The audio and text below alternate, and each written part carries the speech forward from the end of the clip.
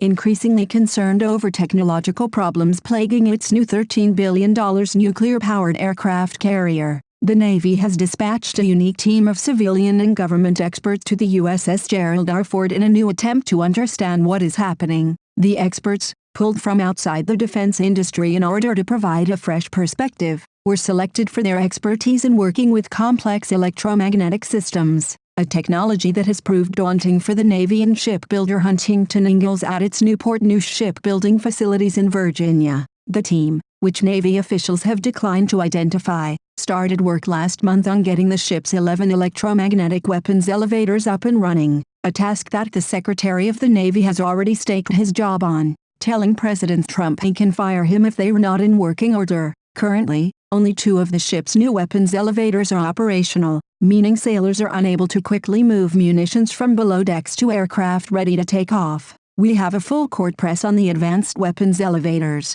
said James Schertz, Assistant Secretary of the Navy for Acquisition, in a statement. "We've gathered a team of experts on the carrier right now, which will work with the shipbuilder to get Ford's weapons elevators completed in the most efficient timeline possible." Significantly, Schertz said, the team will also recommend new design changes that can improve elevator activities for the rest of the Ford class. The group, the Navy said, has worked in electromagnetic systems, fabrication and production control, software, systems integration, and electrical engineering in the commercial sector. The admission of serious design flaws with one of the carrier's most vaunted new technologies is another acquisition and maintenance-related black eye for the Navy, which is struggling to get ships through routine repair availabilities and has seen critical flaws pop up in the missile tubes aboard its next-generation Columbia-class nuclear submarines. Navy officials point out that the electromagnetic elevators are a significant new technology that has proven reliable in early testing, and should be viewed as a leap-ahead effort that will come with some expected growing pains.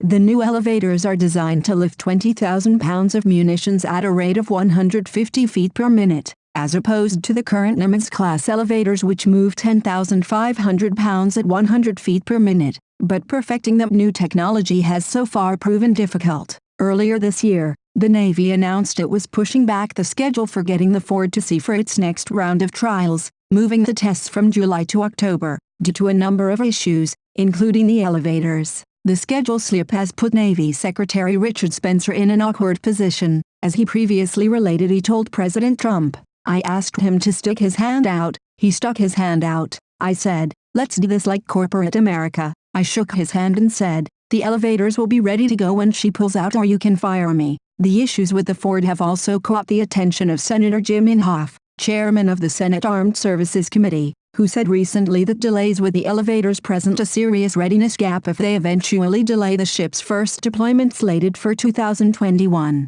There is little chance the ship gets the elevators working by October, as the problems continue to vex engineers. Overall, the 11 weapons elevators on the ship consist of 4 upper elevators and 7 lower elevators, with the 2 working lifts among the upper elevators. The lower elevators are a more difficult problem, as they pass through several decks, have a number of hatches to move through, and must repeatedly hold water tightness as they move through a series of sequences to align with one another. "The 2 upper stage elevators have absolutely operated as designed," said Lieutenant Commander Chobani Alexander, Ford's ordnance handling officer, in a statement. "We operate the elevators 10 times a day, 5 days a week, and the ship's crew is becoming better able to anticipate and diagnose any technical issues that may arise. The priority is to get 2 of the lower elevators running next, so whatever fixes are made can hopefully be repeated in the rest of the lower elevators as soon as possible." One of the issues, however, is that the Navy installed the elevators without first refining their operation on a land-based prototype,